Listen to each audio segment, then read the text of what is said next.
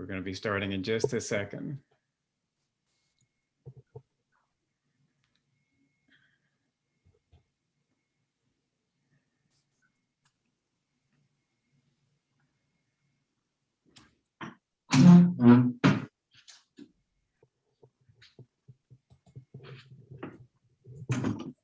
All right.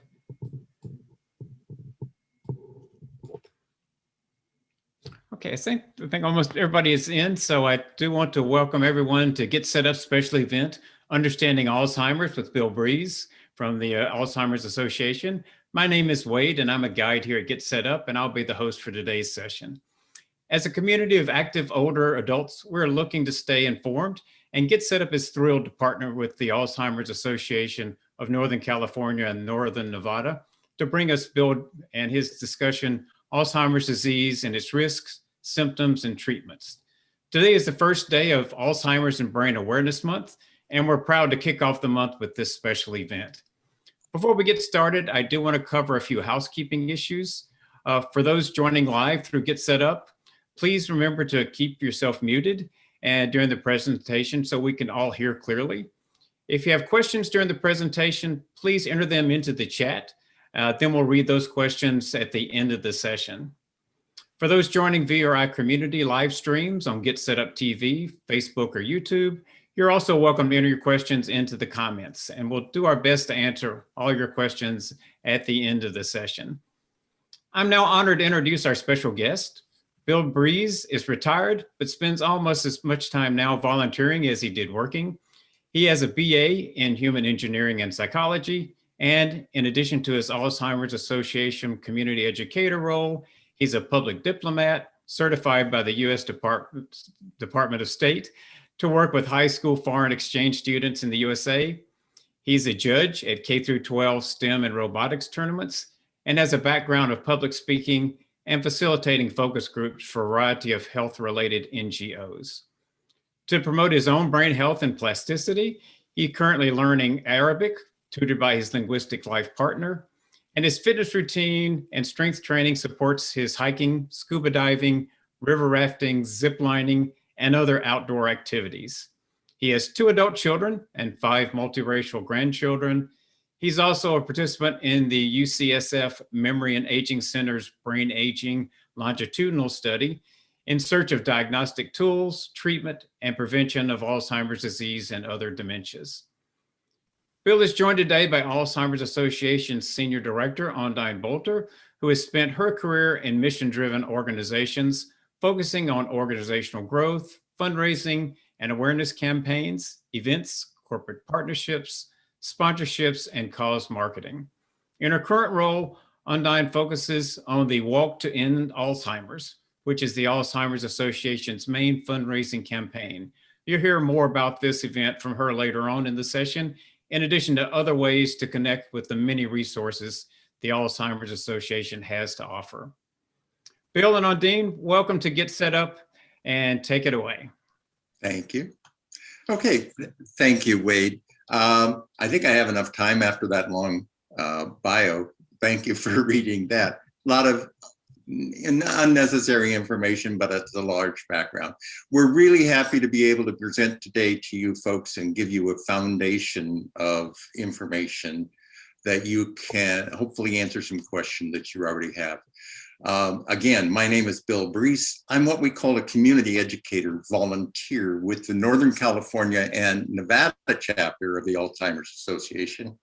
Our chapter is one of 75 chapters nationwide, and our Northern California headquarters is in San Jose, California, and the national headquarters is in Chicago. I want to stress that I'm not a doctor and I'm not a research scientist. I personally have a connection with Alzheimer's disease, as some of you in the audience may have. My father was a volunteer subject in early Alzheimer's research several years ago and died of Alzheimer's years later. I'm walking in his footsteps a little bit now as a volunteer subject myself, as Wade said in the bio, in a healthy aging brain study where researchers monitor my brain and memory functions as I continue to age. It's a blind study, which means the study does not permit the researchers to disclose results to subjects very much. but they'll let me and my doctor know if something shows up that indicates a problem that should be diagnosed further and treated. So I'm happy to report that they're still keeping me in the dark. So I guess I'm okay. No, no news is good news, and I hope that continues. In today's webinar, we designed it for those people who are learning more about Alzheimer's and other dementias. And we are going to feature information from dementia experts and perspective from individuals who are living with dementia and their care partners. We know from experience that some of you are attending this webinar because you are concerned about someone who might be showing signs of dementia and you'd like to learn more, or you have some other sort of personal connection to the disease. Before we begin, I'd like to give you just a moment to tell us briefly why you're here. And it's not necessary. Use your chat function at the bottom of your screen and type something like self is what you're interested in, or a family member or a friend, or just general knowledge, and press enter. And I think Wade will read those and let us know in a little bit. I just like to know what kind of an audience we're talking to. It's not required if you're comfortable. Anything coming through, Wade? Yes, we're starting to quite a few coming in. Family member, general information, general knowledge is coming through a lot. Some family members. Great. Thank you very much, folks. That tells me, first of all, that you can hear me fine. That's good. That was a test. And if you have questions as we go along, use your chat function to enter those. We won't be stopping for the questions. Wade will look at them and we'll come to question and answer later on in the session. So let's begin now. And I'll be guiding you through the presentation, but I want to stress I won't be doing all the talking. We said we had experts and we have videos from those experts. So let me do something here. It's a technical thing that I have to do to get you to see my screen. And I'm opening that.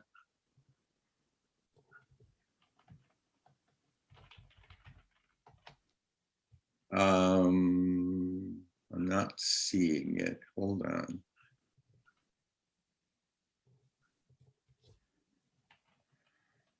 There it is. Got it. Hang on.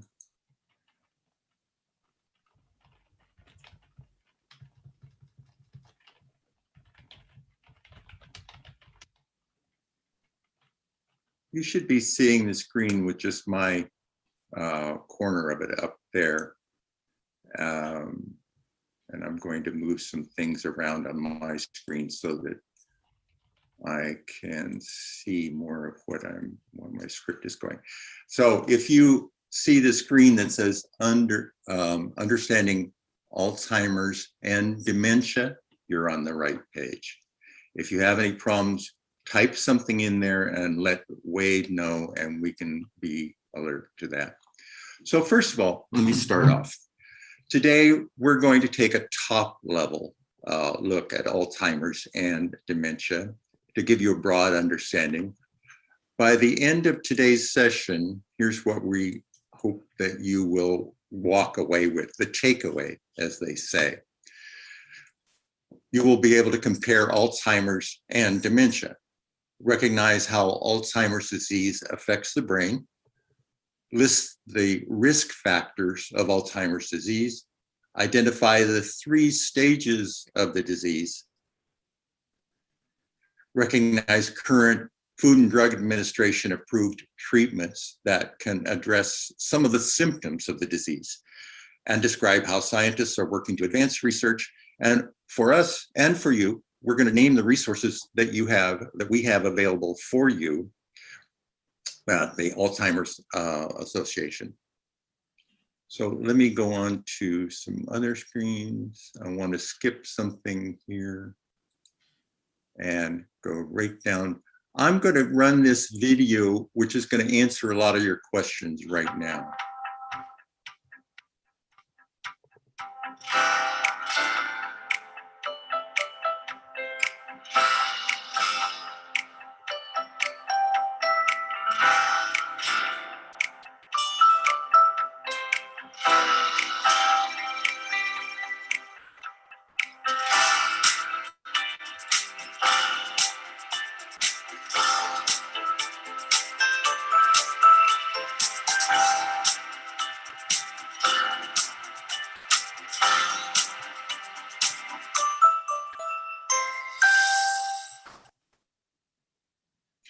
So you should be able to take some notes, but I want to tell you right now that we have a lot of links for you. Don't try to keep all the notes. You will get links after this session is over.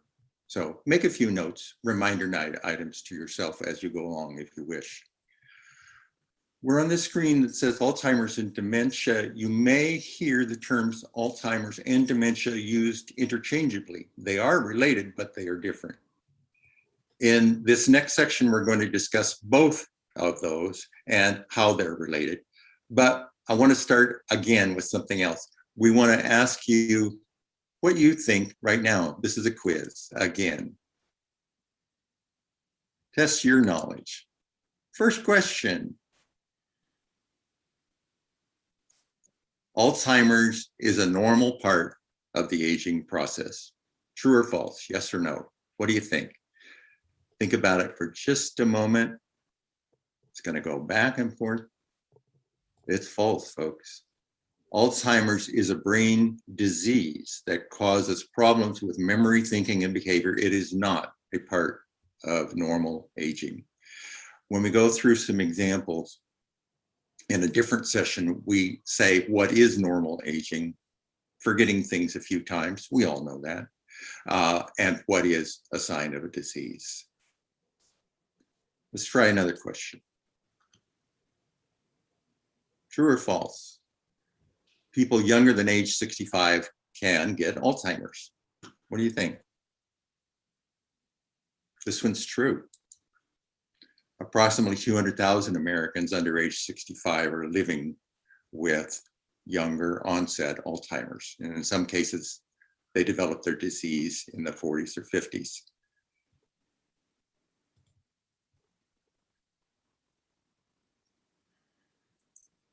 Now let's watch a video. This is one of the first of our experts, Dr. Snyder, explaining how Alzheimer's and dementia are related. Dementia is the umbrella term for an individual's changes in memory, thinking, or reasoning. There are many possible causes of dementia, and Alzheimer's is the most common cause. Other causes of dementia are vascular dementia, which is marked by changes in the blood flow and the blood vessels in the brain. Dementia with Lewy bodies, identified by specific brain changes throughout the brain that include the buildup of a protein known as alpha-synuclein. And frontal temporal dementia, which is marked by brain cell loss in the front sections of the brain or the frontal lobe. Each type of dementia may have distinct characteristics to cause specific behaviors in the individual, but there is also some overlap in behaviors among the types of dementia.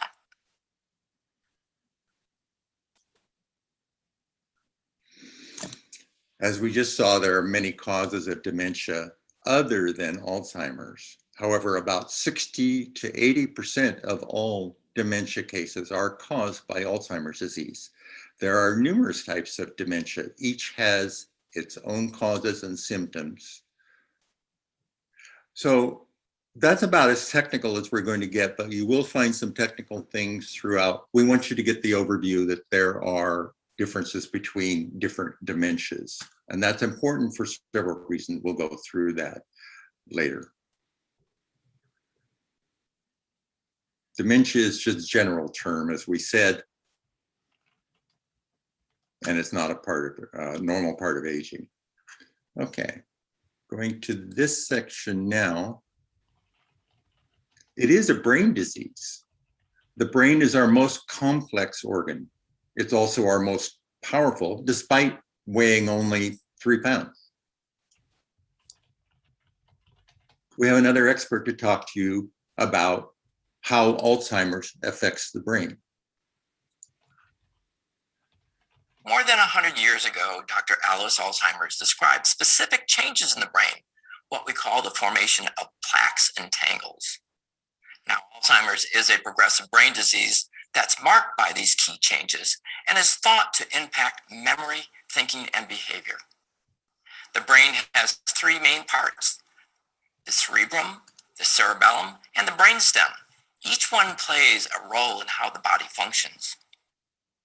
The cerebrum fills up most of your skull. It is part of the brain most involved in remembering, problem solving, thinking, and even feelings. There are about 100 billion nerve cells or neurons throughout the brain that transmit messages in order for us to create memories, feelings, and thoughts.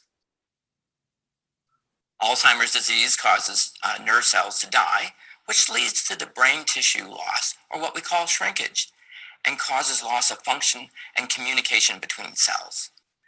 These changes can cause the symptoms of Alzheimer's disease, such as memory loss, problems with thinking, planning, behavioral issues, and even at the end stages, problems with swallowing.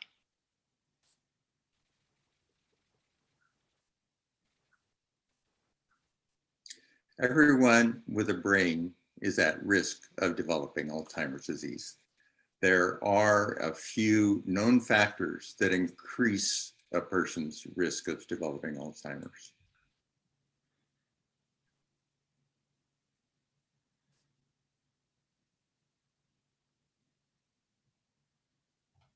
What do you think is the greatest known risk factor? We're testing your knowledge where you have it right now. What's the greatest risk factor that you can think of? Actually, they're all true with the biggest one is age. Alzheimer's is not a part of normal aging, but age is the greatest risk factor. After age 65, the risk doubles every 5 years. So, but they're all known risk factors. We have another video for you on that.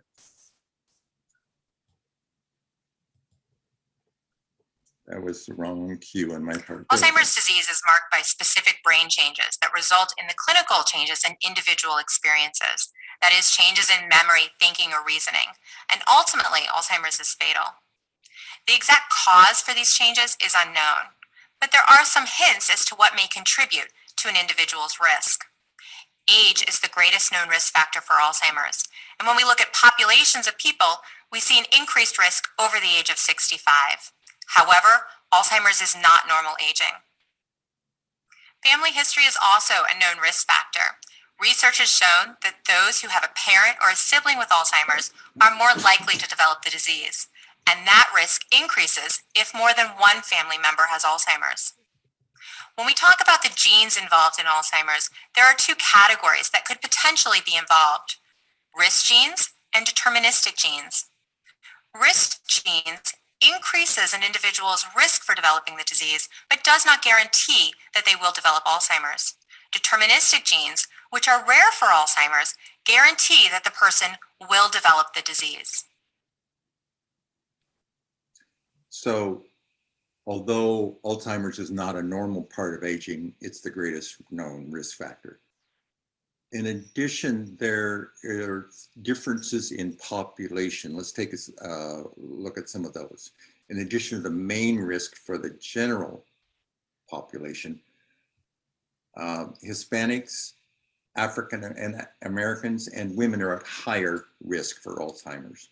Research shows that older Hispanics are about 1.5 times as likely as older whites to develop Alzheimer's and other dementias.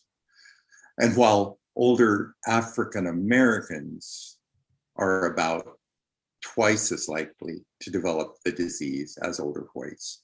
The reasons for these differences is not well understood, but researchers believe that higher rates of vascular disease in these groups may also put them at higher risk for developing Alzheimer's.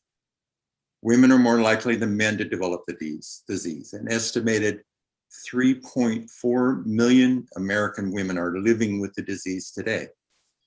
We know that women live longer than men, making them more likely to develop Alzheimer's. However, longevity and lower death rates can only partially explain this difference. Researchers are exploring how genetic differences between men and women may impact the disease.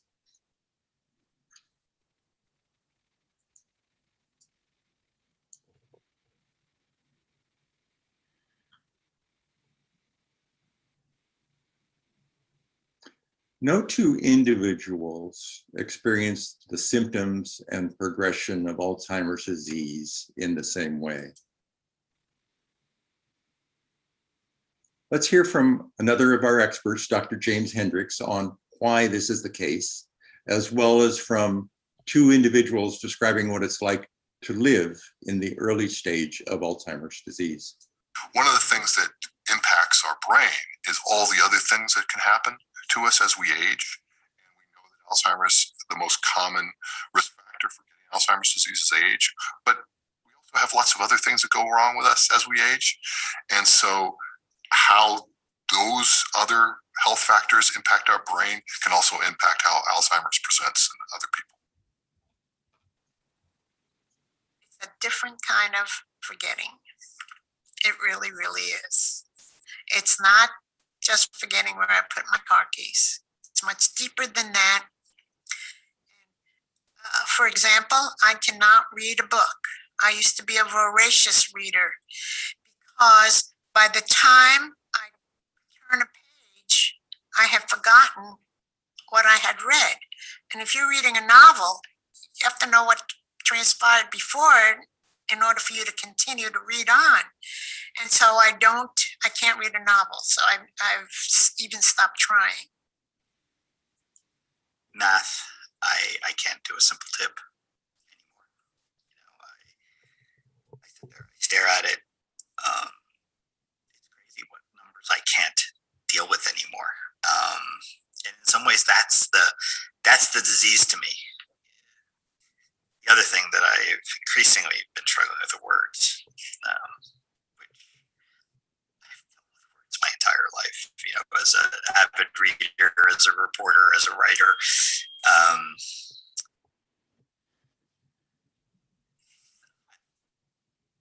I struggle with them now. Again, the individuals we just heard from are living in the early stage of the disease. Symptoms worsen over time for everyone. However, people progress through stages at different rates as their abilities change. On average, a person with Alzheimer's lives 4 to 8 years after diagnosis, but can live as long as 20 years, depending on other factors. Now let's hear from Dr. Snyder again. Alzheimer's affects everyone differently. As a result, it's difficult to place a person in a specific stage of the disease. However, there are 3 general stages that are commonly referred to as early, middle, and late stage Alzheimer's. In a medical context, you may hear these stages referred to as mild, moderate, and severe. In the early stage of Alzheimer's, an individual may be able to function independently. However, they may start noticing more frequent memory lapses. Friends and family may also begin to notice difficulties in the person, and a healthcare provider may be able to detect problems in memory or concentration by conducting a detailed medical interview. Middle stage Alzheimer's is typically the longest stage and can last for many years. Damage to the brain cells can make it difficult to express thoughts and perform routine tasks, and this can lead to increased feelings of frustration and anger. In the final stage of the disease, an individual loses the ability to hold a conversation, control their movements, or respond to the environment around them. Cognitive skills, that is, their memory, thinking, and reasoning skills, continue to decline, and this can lead to personality changes and need for round-the-clock care. As mentioned, it's important to remember that the stages of Alzheimer's are general. And because each person living with the disease has a unique experience, we can't always neatly place an individual into one specific stage. In fact, some people may exhibit symptoms that overlap stages. However, the stages do allow you to gain a general understanding of the progression of the disease. As Alzheimer's progresses, the individual's behavior will change, as does the role of caregiver. These stages can help caregivers prepare for what to expect and understand how best to respond.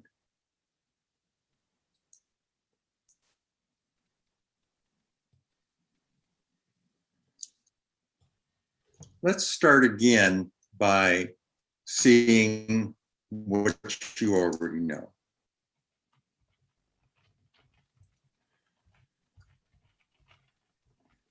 What do you think? True or false? There are several drugs available to slow down the progression of Alzheimer's disease. I think it pretty much telegraphed it by my comic response. That's false. There are no treatments currently to prevent, treat, or slow Alzheimer's disease. However, several drugs are available to address the symptoms. So let's hear from Dr. Hendricks again about these medications. There are currently several drugs that are FDA approved to treat the cognitive symptoms associated with Alzheimer's disease. They treat the symptoms, they don't treat the underlying cause. So eventually people will progress, but they do treat some of the symptoms and help people for a time. So the first class of drugs are cholinesterase inhibitors. These drugs work to prevent the breakdown of acetylcholine, which is a chemical messenger found in the brain that's associated with learning and memory. There are 3 FDA-approved drugs that are in this class of drugs. There's Aricept, there's Exelon, and there's Razidine. There's another class of drugs that modulates glutamate, which is another chemical messenger in the brain that's associated with learning and memory. And this drug is called Namenda. A final class, which is actually a combination of cholinesterase inhibitors and glutamate modulator, and this is called Amzeric. As Dr. Hendricks just said, these treatments help relieve symptoms in people for a time. Because everyone experiences Alzheimer's differently, these treatments work in varying degrees and are not effective for everyone. An accurate diagnosis is important to ensure that the proper treatment is prescribed. Drug misuse may lead to negative effects. And I'm going to go off script for just a moment and tell you that stay tuned, because there is a drug going through FDA testing right now to reduce and slow the progression 22%, but it is not, underscore, not approved yet. So there is research going on right now, and we're getting closer and closer.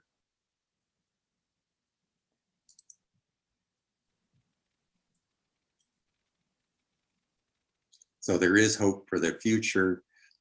In the last decade, researchers have made enormous strides in understanding how Alzheimer's disease affects the brain.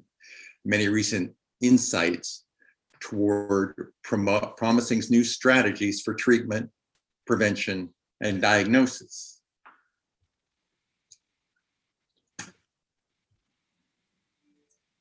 This is an incredibly exciting time in Alzheimer's and dementia research. The advancements that we've made in the last decade to understand the disease as a continuum, meaning that the biological changes are starting a decade or more before someone is experiencing the changes in the memory and thinking.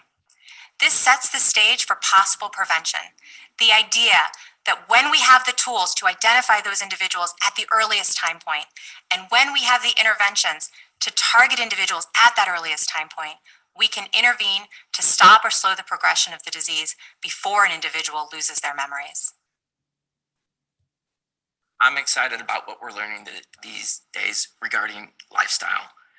One of those things that we've seen in the past of things like exercise and nutrition have now started to gain more momentum to indicate to us that it can change your ability to slow cognitive decline. That is really the first stages of Alzheimer's disease. This may include things like social engagement, mental cognitive training. It can be things such as exercise. It can be nutrition. All those things are now starting to point that they will lower your risk for Alzheimer's disease. As we just heard, there is a lot of hope for where we're headed with Alzheimer's research. One of the key ways to keep research moving in the right direction is through clinical studies. Scientists are looking for ways to treat Alzheimer's, and there are many drugs currently in the research pipeline. Recruiting and retaining trial participants is now the greatest obstacle, other than funding, to developing the next generation of Alzheimer's treatments. It's especially critical that people of diverse backgrounds participate in clinical research, because they are at increased risk of developing a disease, as we saw. It's important that researchers are able to study large populations of these individuals to better understand the disease and their elevated vulnerability. Let's take a look at, let me click over here. Let's take a look at an association service that can help people find studies. Currently, more than 5 million Americans are living with Alzheimer's. By participating in clinical research, you can move us toward methods of treatment and prevention for all those affected by this devastating disease. Alzheimer's Association Trial Match is a free clinical studies matching service for those with dementia, caregivers, and healthy volunteers. To start, simply create a confidential user profile and receive a list of studies that may be a match for you. Don't just hope for a cure, help us find one.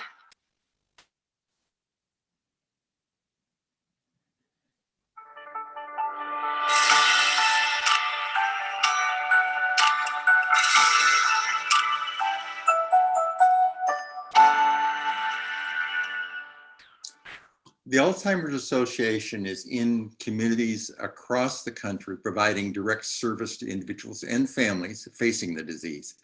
Our mission is to eliminate Alzheimer's disease through the advancement of research, to provide and enhance care and support for all affected, and to reduce the risk of dementia through the promotion of brain health. Our vision is a world without Alzheimer's disease.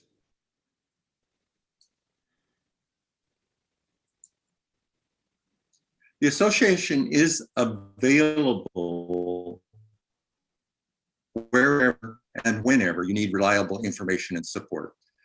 3 of our key resources that can connect you to information and support, including first, our free 24 hours a day, 7 days a week helpline. Call us at the number on the screen, 800-272-3900, anytime, day or night, to receive information and support. It provides access to highly trained and knowledgeable staff who can help with education, decision-making support, crisis assistance, and resource identification. Master's level clinicians are available around the clock to provide in-depth care consultations, a free of charge care navigation service offered to families at any stage of the disease, and help is available in more than 200 languages. Next is our website, alz.org, often the first stop for individuals following a diagnosis of Alzheimer's or other dementia. It includes sections specifically for people living with the disease and caregivers. And Community Resource Finder is a wealth of community resources available in your area, including long-term care and community-based services, local association offices, and their offering of programs and support services. Visit alz.org//CRF.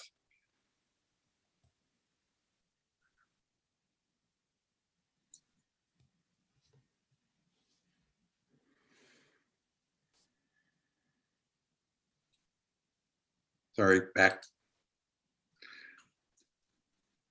Let's take a look at some of the ways that you can get involved. Whether you can spare a few hours a week or a more significant amount of time commitment, consider volunteering with the Alzheimer's Association. Numerous opportunities are available, including becoming a community educator. That's what I'm doing. Or joining your local walk planning committee. Go to alz.org/volunteer.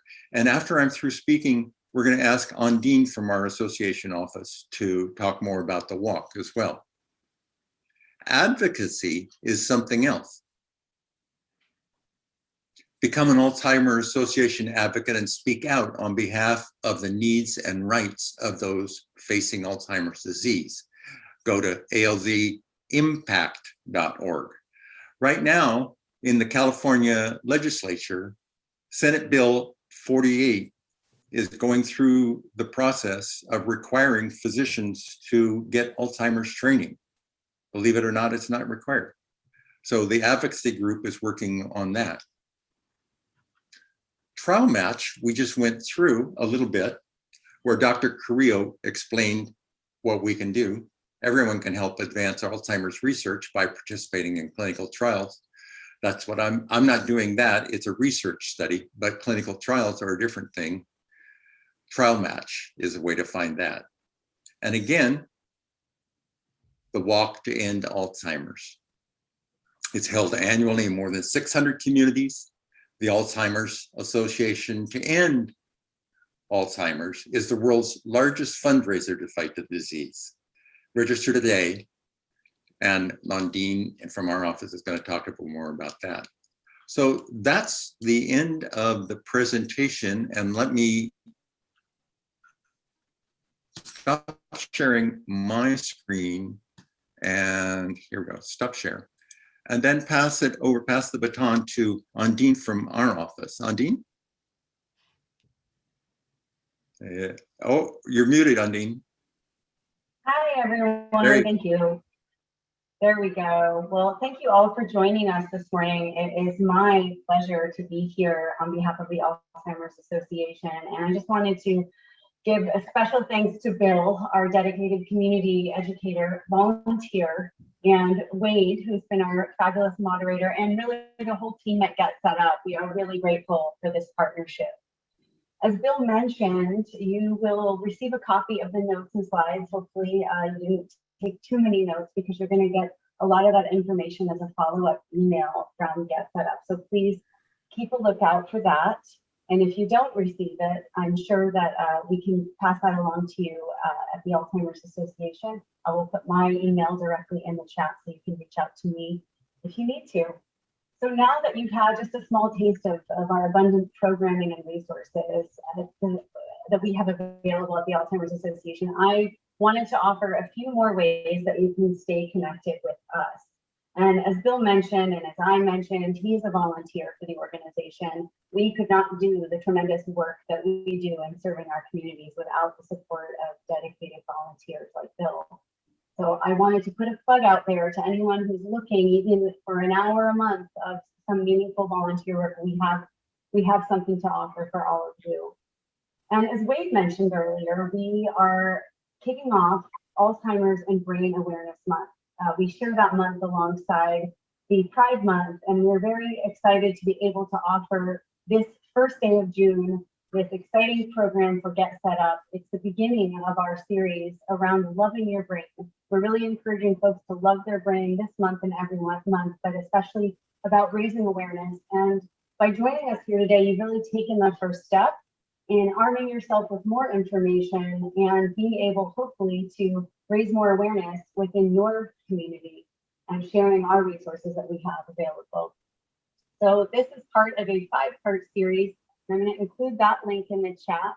We call this our Love Your Brain series, and so we'll be launching that today officially. And in that series, we'll be offering some family-friendly activities that include yoga and scavenger hunts, all finishing off with this season's Top Chef. We have one of the contestants from the season's Top Chef who will be doing a brain healthy cooking demo. So we would love for you all to join us for that. These events that we're offering are all free of charge, thanks to the generous support of our volunteers. So the link to those events is in your chat, and hopefully we'll include that in the follow-up email as well. And then lastly, Bill mentioned our Walk to End Alzheimer's. It's really our largest community event that we're able to offer in over 600 communities. And now, because of COVID, we're able to offer this event really around the world. We're encouraging people to step up, step out in their communities and walk on behalf of someone that they love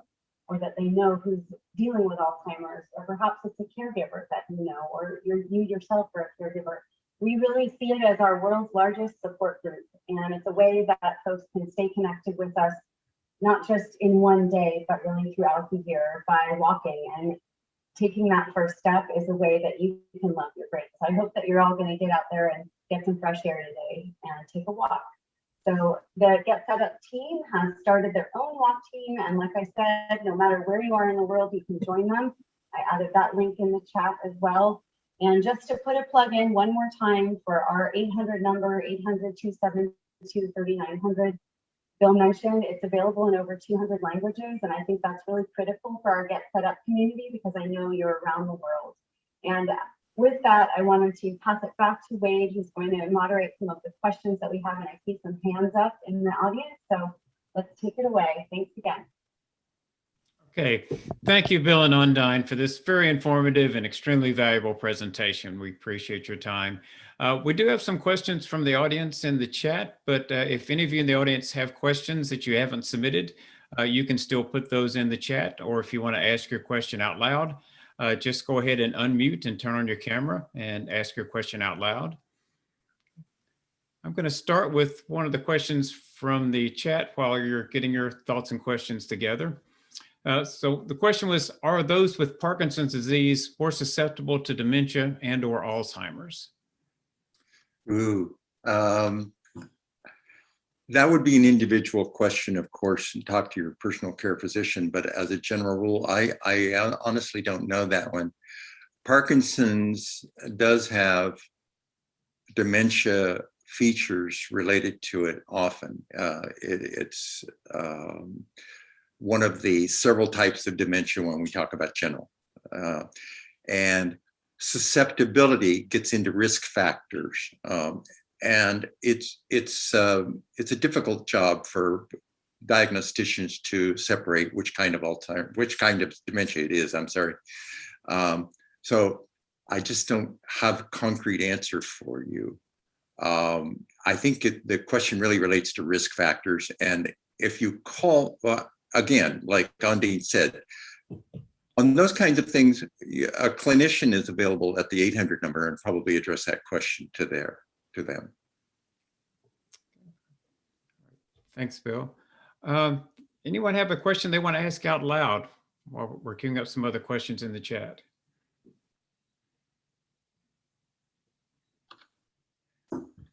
Or did we not cover something that you wanted to talk about? Parkinson's was a good example of that. So we do have some other questions in the chat. Should someone with Alzheimer's disease wear a medical alert bracelet?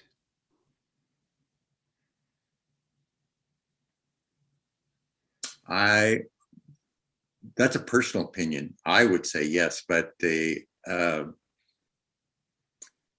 what's the purpose of the bracelet is to make someone aware in an emergency situation, if I'm correct, that the person has some sort of a condition that medical people should be aware of. That could be in a wallet and so on, but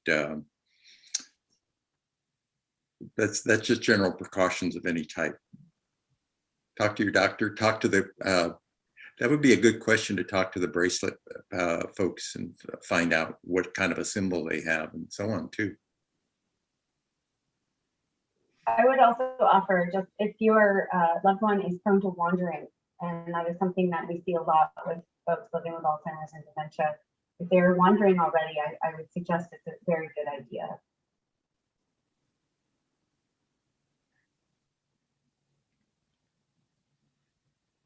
Is there any food I saw one. Wait, if I can jump in, and I'm sorry, Susan, go ahead. I saw one. Sorry. Yeah, I heard that if you eat blueberries, they help. The fruit blueberries. Blueberries, is that what you're talking about? Yes.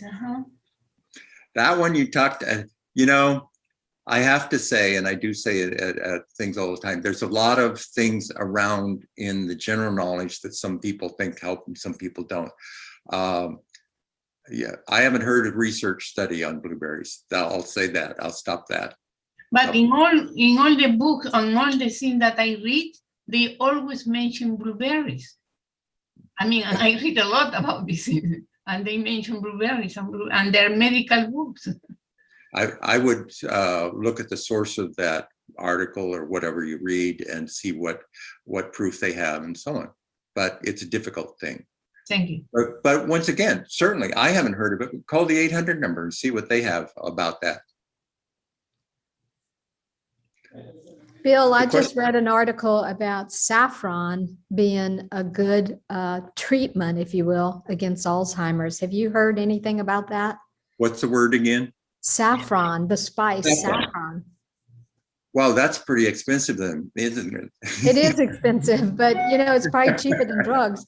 But I put the link to the article in the chat. I literally just read it this morning. Well, once again, the same question, call the 800 number, but, or same answer, I'm sorry. And I haven't seen any research on it. They may have. Talk to your doctor. That would find out the dosage may be a little expensive there. The question that I did see was someone said prevention. One of the slides and one of the doctors explaining on the presentation said that healthy living is really important. There are things that we are discovering, and we didn't go through those specifically, but diet, exercise, keeping brain plasticity, meaning keeping your brain active at older ages, is important. It lowers risks. That's as much as can be said, but it's also the same thing you hear from your doctor all the time. Eat a healthy diet and get some exercise, right? But it can get a little more specific than that with brain function. So the study that I'm in, and I'll just relate to that with the University of California, has told all our participants that all the doctors there, let's put it this way, all the doctors there make sure that they do regular fitness exercises, including strength training, not just aerobics and walking and so on. Learn a new language, not do crossword puzzles and Sudoku. Keep your brain active. Those are prevention tools that are healthy living, and a lot of them don't even cost anything. There's a question about whether brain hemorrhage is a cause of dementia. That one I absolutely do not know. The 800 number, please. That's they can look it up faster than I can right now. So, speaking of looking things up, you could find a couple of people have already talked about articles and so on. The Alzheimer's Association, alz.org, has a wealth of information too, but it's not always the easiest thing to find because there's so many things there. I would always recommend the first step is to call the 800 number with what you're thinking of, and they can refine it and tell you a site. They can refer you to a site from Alzheimer's there too.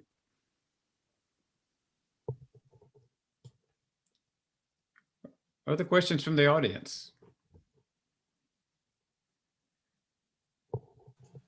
Yes, I've got one.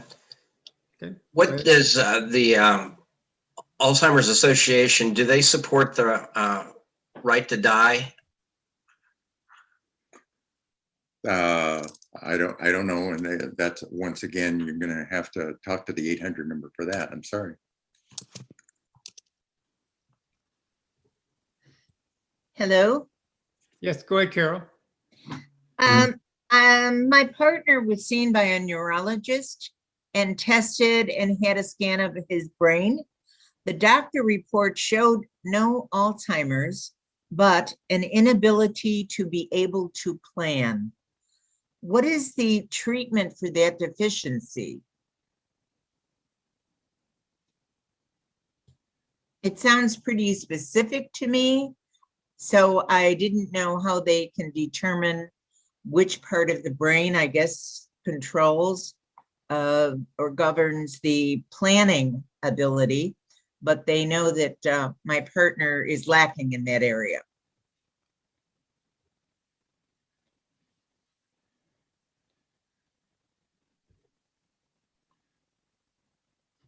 I'm not sure if we lost Bill. I don't see him on my screen, but I just wanted to offer Carol that, again, not to keep referring back to the 800 number, we did include it in the chat. As you've already been speaking with a neurologist and you have some idea of what's going on, it would be helpful for you to set up a free care consultation with one of our social workers or trained clinicians to determine what more resources could be available to support you. And again, the 800 number or the website is really the best place to start. But no matter where you are in the world, there is someone on the other end of the line who can help guide you in the right direction there. I guess my additional question is is this something that the neurologist can take care of in this situation, whether it's medication or exercises, et cetera? Yes, I would definitely refer back to your neurologist for that in terms of getting any kind of access to medication.